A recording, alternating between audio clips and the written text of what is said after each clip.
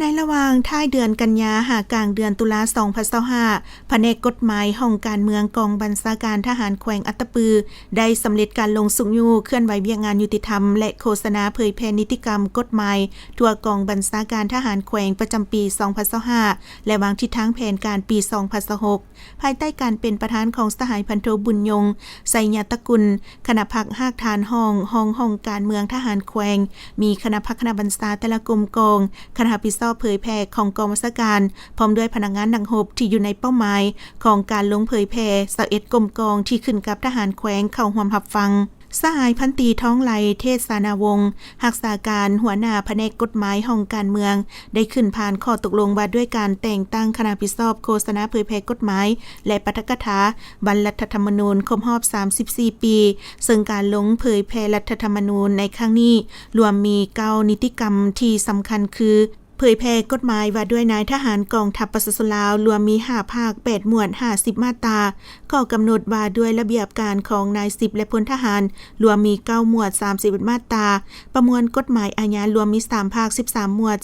425มาตรากฎหมายว่าด้วยยาเสพติดรวมมี9ภาค13หมวด80มาตรากฎหมายว่าด้วยการจราจรทางบกกฎระเบียบการจราจรรวมมี11ภาค10หมวด89มาตรากฎหมายว่าด้วยการดำเนินคดีอาญารวมมี15ภาค30หมวด275มาตราประมวลกฎหมายแพ่งรวมมี9ภาค51หมวด